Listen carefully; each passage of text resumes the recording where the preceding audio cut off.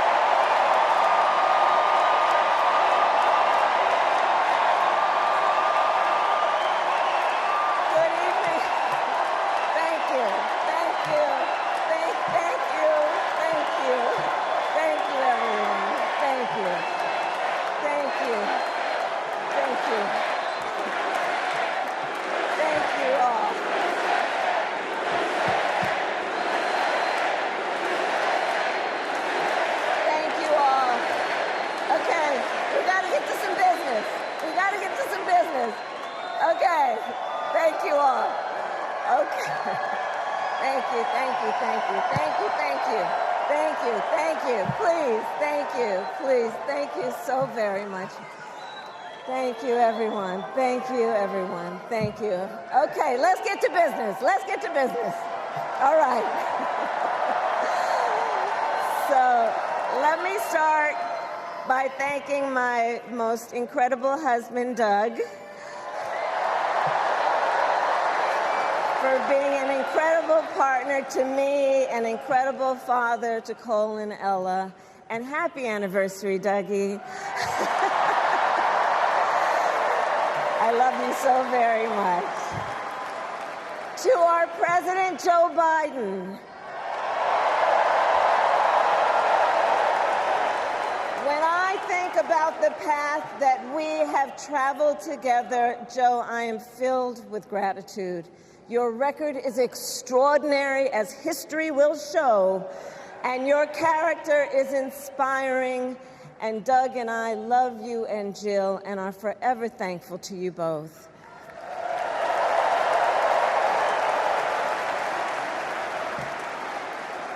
And to Coach Tim Walz,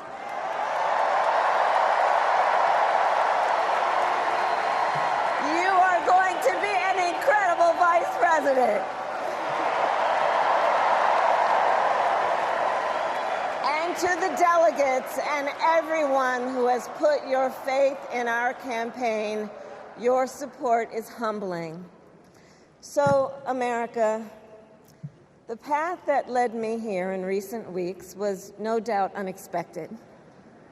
But I'm no stranger to unlikely journeys. So, my mother, our mother, Kamala Harris, had one of her own. And I miss her every day, and especially right now. And I know she's looking down smiling. I know that. So my mother was 19 when she crossed the world alone, traveling from India to California with an unshakable dream to be the scientist who would cure breast cancer. When she finished school, she was supposed to return home to a traditional arranged marriage. But as fate would have it, she met my father, Donald Harris, a student from Jamaica. They fell in love and got married, and that act of self-determination made my sister Maya and me.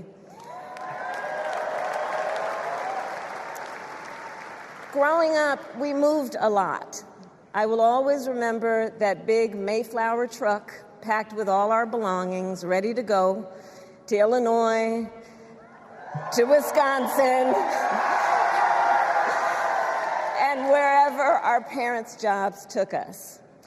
My early memories of our parents together are very joyful ones. A home filled with laughter and music, Aretha, Coltrane, and Miles. At the park, my mother would say, "Stay close." But my father would say, as he smiled, "Run, Kamala, run. Don't be afraid. Don't let anything stop you."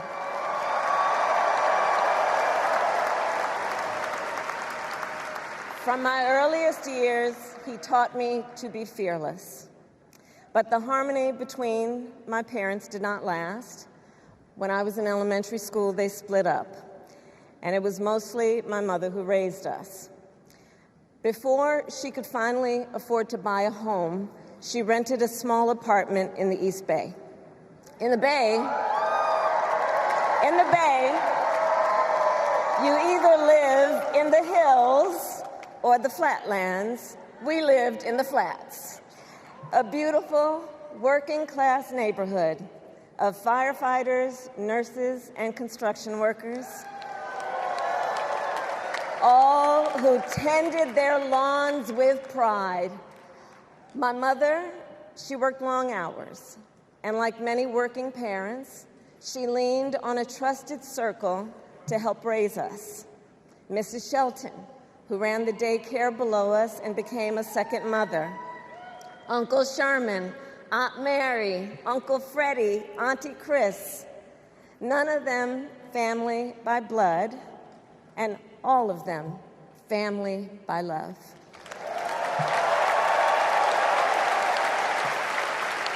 Family who taught us how to make gumbo, how to play chess, and sometimes even let us win.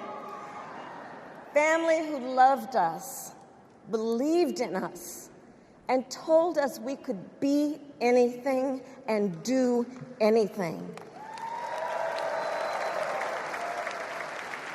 They instilled in us the values they personified: community, faith, and the importance of treating others as you would want to be treated, with kindness, respect, and compassion.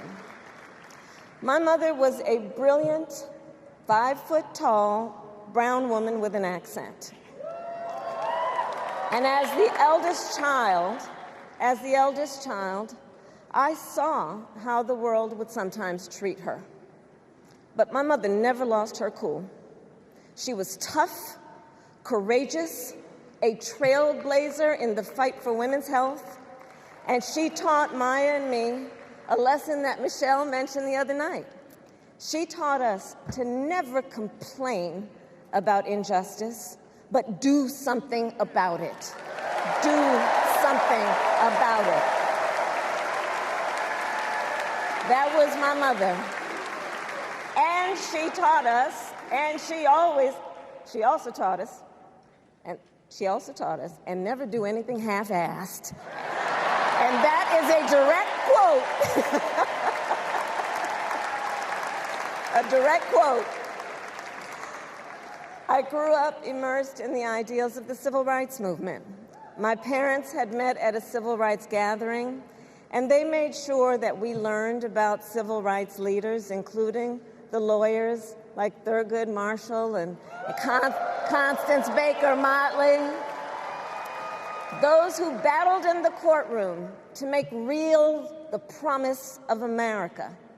So at a young age, I decided I wanted to do that work. I wanted to be a lawyer. And when it came time to choose the type of law I would pursue, I reflected on a pivotal moment in my life. You see, when I was in high school, I started to notice something about my best friend, Wanda. She was sad at school, and there were times she didn't want to go home. So one day I asked if everything was all right, and she confided in me that she was being sexually abused by her stepfather. And I immediately told her she had to come stay with us, and she did. This is one of the reasons I became a prosecutor, to protect people like Wanda, because I believe everyone has a right to safety, to dignity, and to justice.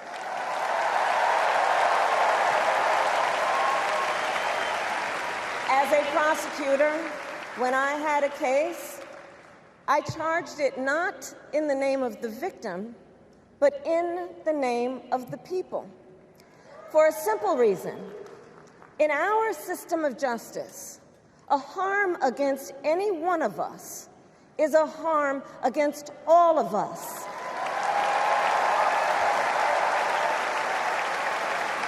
And I would often explain this to console survivors of crime, to remind them no one should be made to fight alone.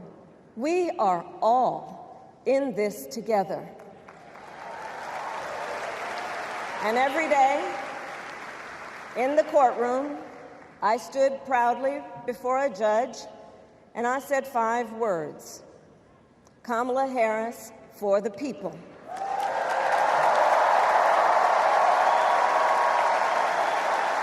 And to be clear, my entire career, I've only had one client, the people. And so, on behalf of the people, on behalf of every American, regardless of party, race, gender, or the language your grandmother speaks, on behalf of my mother and everyone who has ever set out on their own unlikely journey, on behalf of Americans like the people I grew up with, people who work hard, chase their dreams, and look out for one another, on behalf of everyone whose story could only be written in the greatest nation on earth, I accept your nomination to be President of the United States of America.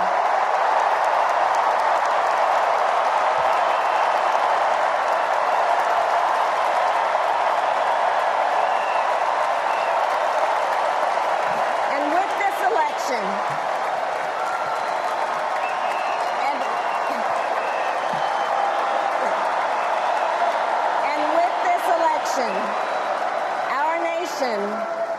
our nation with this election has a precious, fleeting opportunity to move past the bitterness, cynicism, and divisive battles of the past, a chance to chart a new way forward.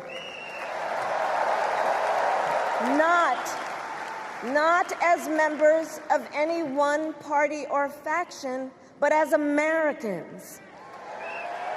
And let me say, I know there are people of various political views watching tonight, and I want you to know, I promise to be a president for all Americans. You can always trust me to put country above party and self, to hold sacred America's fundamental principles, from the rule of law to free and fair elections to the peaceful transfer of power.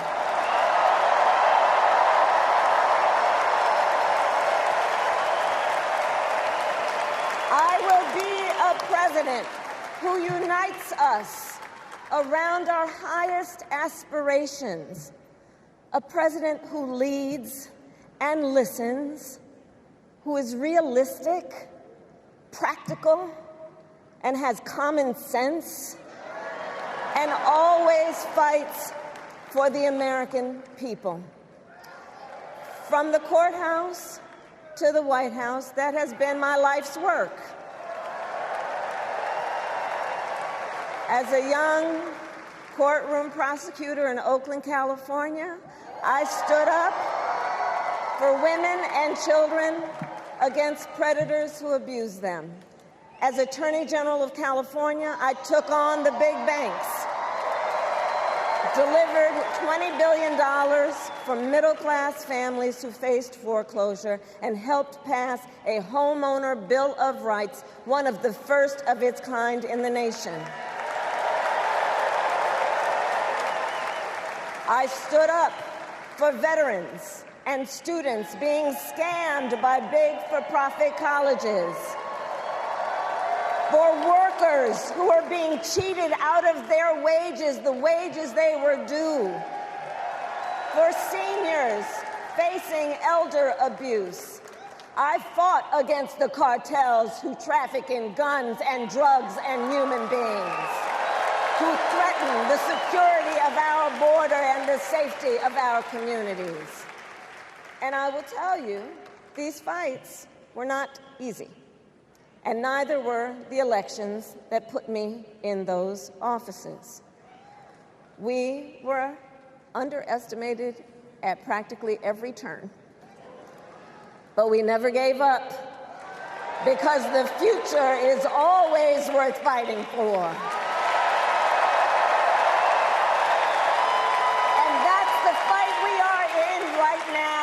A fight for America's future.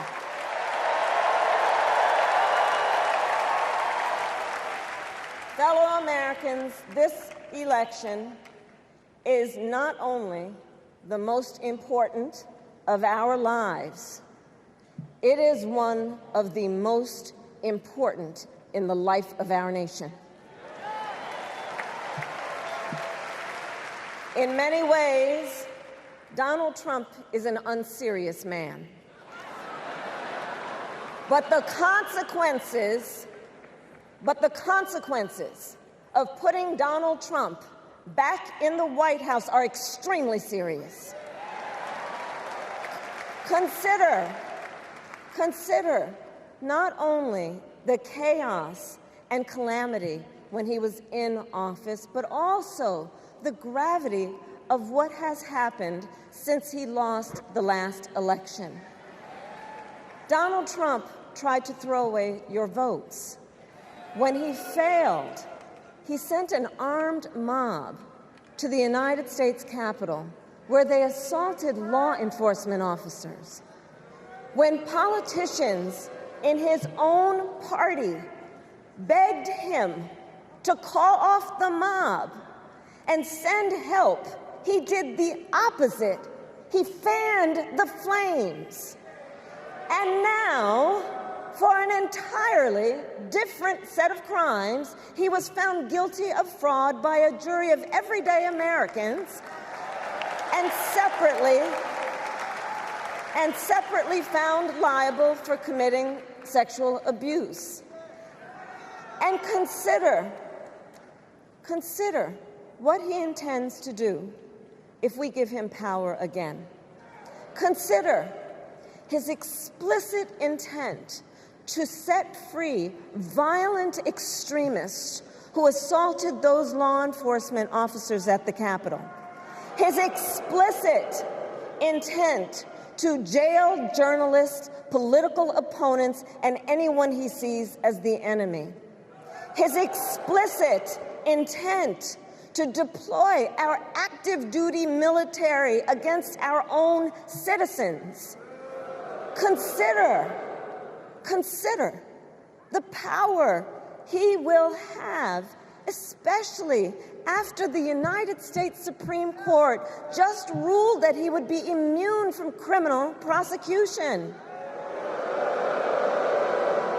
Just imagine Donald Trump with no guardrails, and how he would use the immense powers of the presidency of the United States, not to improve your life, not to strengthen our national security, but to serve the only client he has ever had, himself.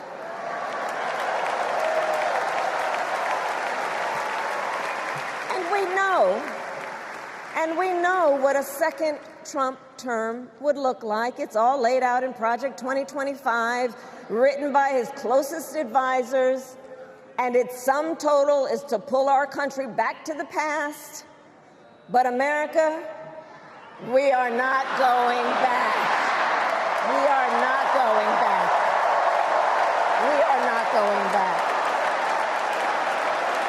We are not going back to when Donald Trump tried to cut Social Security and Medicare.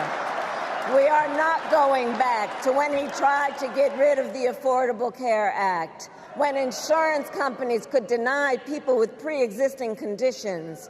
We are not going to let him eliminate the Department of Education that funds our public schools. We are not going to let him end programs like Head Start that provide preschool and child care for our children. America, we are not going back.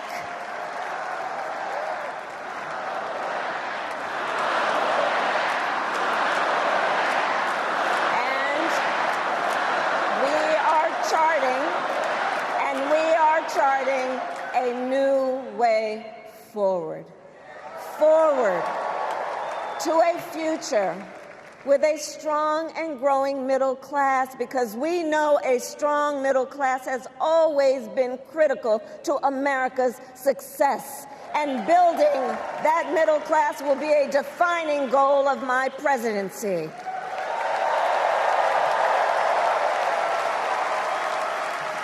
And I'll tell you, this is personal for me.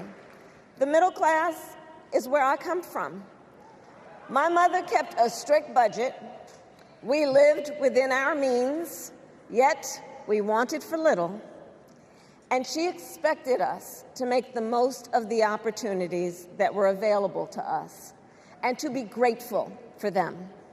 Because, as she taught us, opportunity is not available to everyone. That's why we will create what I call an opportunity economy, an opportunity economy where everyone has the chance to compete and a chance to succeed. Whether you live in a rural area, small town, or big city. And as president, I will bring together labor and workers and small business owners and entrepreneurs and American companies to create jobs, to grow our economy, and to lower the cost of everyday needs like health care and housing and groceries. We will provide access to capital for small business owners and entrepreneurs and founders. And we will end America's housing shortage and protect Social Security and Medicare. Now compare that to Donald Trump, because I think everyone here knows he doesn't actually fight for the middle class. He doesn't actually fight for the middle class. Instead, he fights for himself and his billionaire friends. And he will give them another round of tax breaks that will add up to $5 trillion to the national debt. And all the while, he intends to enact what in effect is a national sales tax, call it a Trump tax, that would raise prices on middle-class families by almost $4,000 a year. Well, instead of a Trump tax hike, we will pass a middle-class tax cut that will benefit more than 100 million Americans.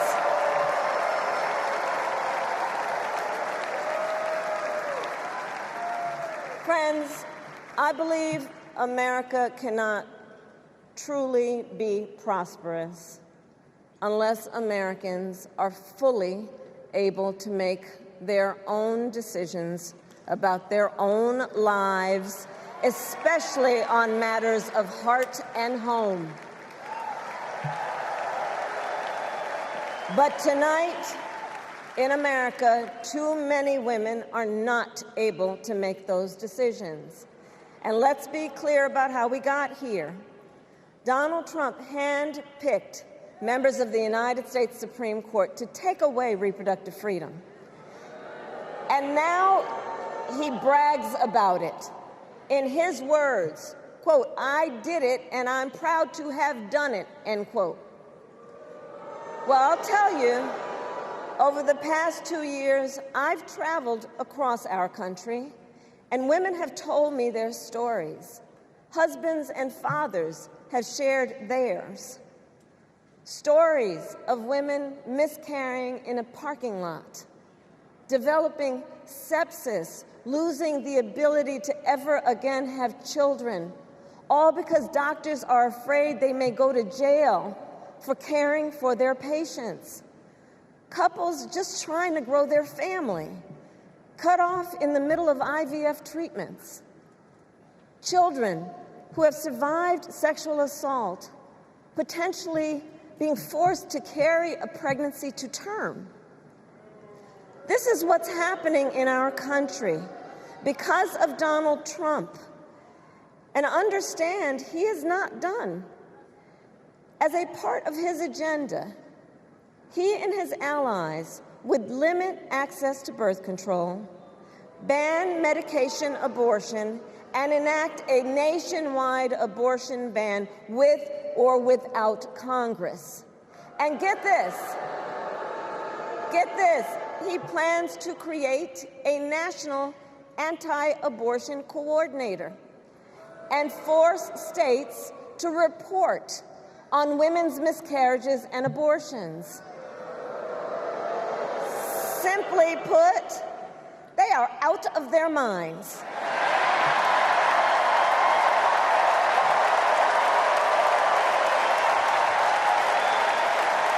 And one must ask, why exactly is it that they don't trust women?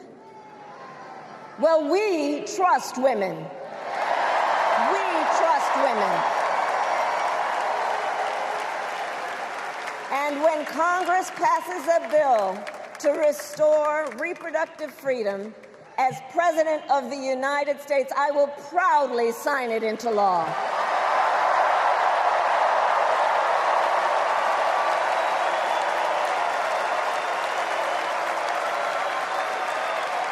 In this election, many other fundamental freedoms are at stake. The freedom to live safe from gun violence in our schools, communities, and places of worship. The freedom to love who you love openly and with pride. The freedom to breathe clean air and drink clean water and live free from the pollution that fuels the climate crisis. And the freedom that unlocks all the others, the freedom to vote. With this election, we finally have the opportunity to pass the John Lewis Voting Rights Act and the Freedom to Vote Act.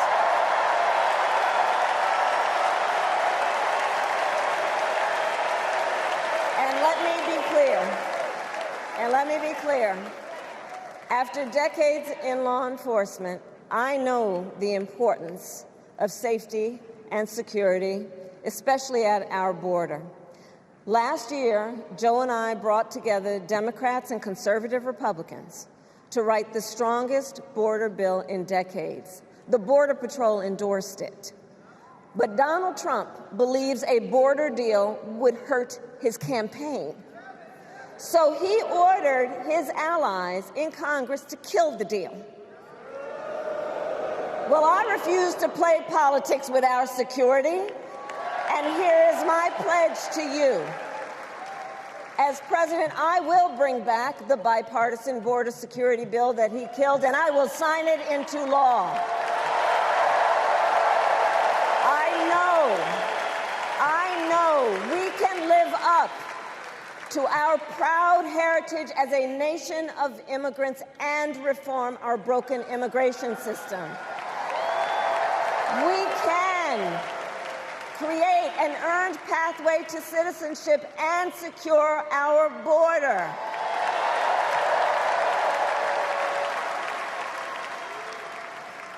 And America, we must also be steadfast in advancing our security and values abroad. As Vice President, I have confronted threats to our security, negotiated with foreign leaders, strengthened our alliances, and engaged with our brave troops overseas. As Commander-in-Chief, I will ensure America always has the strongest, most lethal fighting force in the world, and I will fulfill our sacred obligation to care for our troops and their families, and I will always honor and never disparage their service and their sacrifice.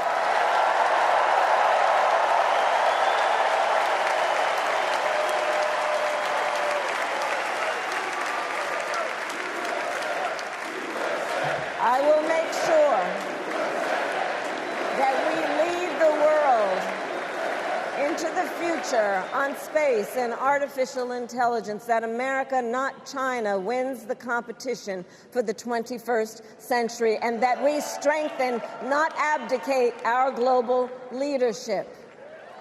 Trump, on the other hand, threatened to abandon NATO. He encouraged Putin to invade our allies, said Russia could, quote, do whatever the hell they want. 5 days before Russia attacked Ukraine, I met with President Zelensky to warn him about Russia's plan to invade.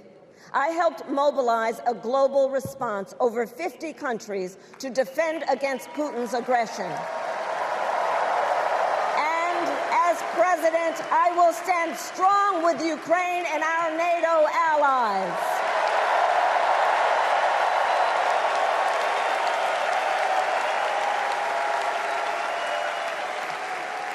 With respect to the war in Gaza, President Biden and I are working around the clock, because now is the time to get a hostage deal and a ceasefire deal done.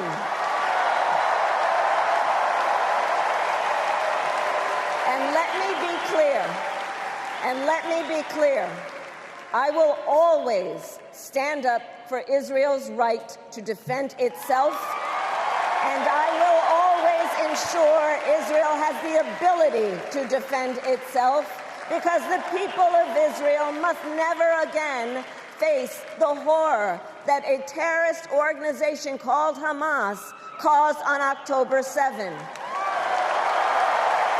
including unspeakable sexual violence and the massacre of young people at a music festival. At the same time, what has happened in Gaza over the past 10 months is devastating. So many innocent lives lost. Desperate, hungry people fleeing for safety over and over again. The scale of suffering is heartbreaking. President Biden and I are working to end this war, such that Israel is secure, the hostages are released, the suffering in Gaza ends, and the Palestinian people can realize their right to dignity, security, freedom, and self-determination.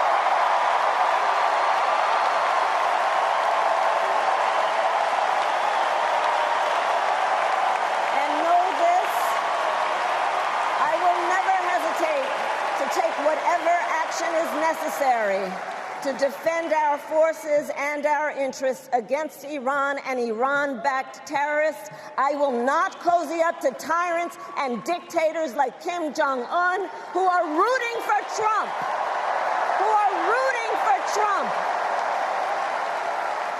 Because, you know, they know he is easy to manipulate with flattery and favors.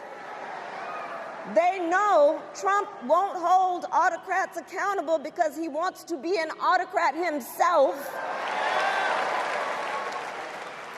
And as president, I will never waver in defense of America's security and ideals, because in the enduring struggle between democracy and tyranny, I know where I stand and I know where the United States belongs.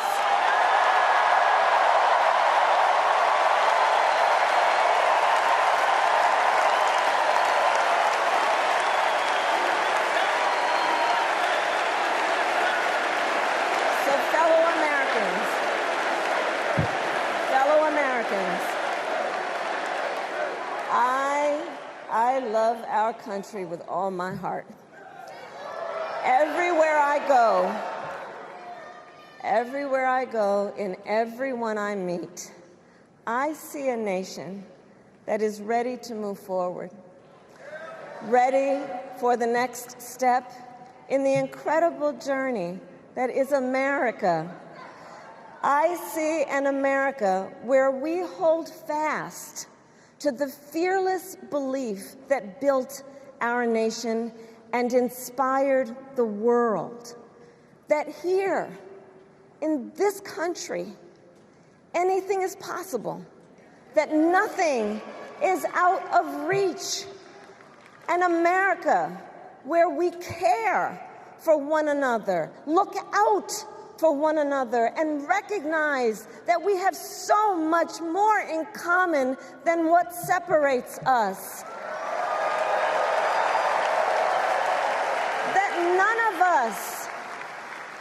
of us has to fail for all of us to succeed. And that in unity there is strength. You know, our opponents in this race are out there every day denigrating America, talking about how terrible everything is. Well, my mother had another lesson she used to teach. Never let anyone tell you who you are. You show them who you are.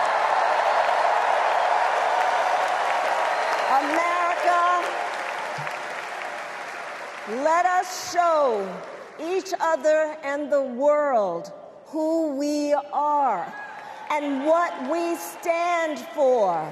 Freedom, opportunity, compassion, dignity, fairness, and endless possibilities.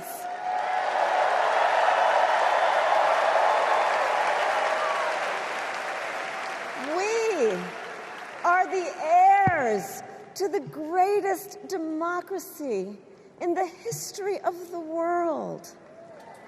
And on behalf of our children and our grandchildren and all those who sacrificed so dearly for our freedom and liberty, we must be worthy of this moment.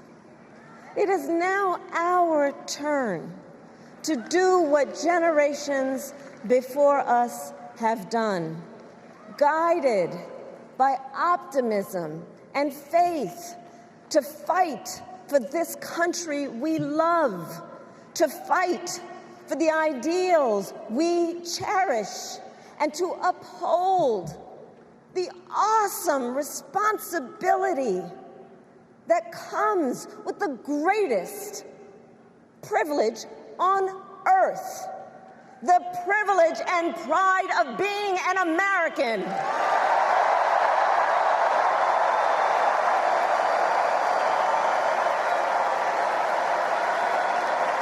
So let's get out there, let's fight for it, let's get out there, let's vote for it, and together, let us write the next great chapter in the most extraordinary story ever told.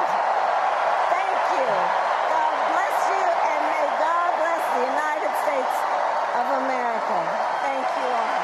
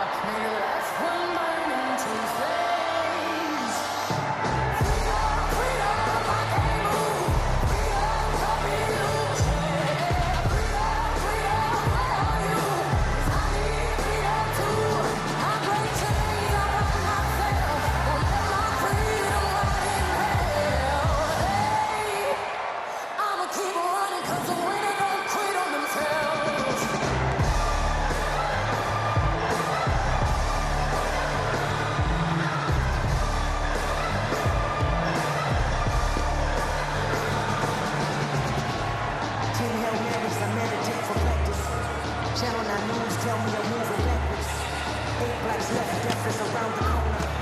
7 misleading statements by my persona. 6 headlights waving in my direction.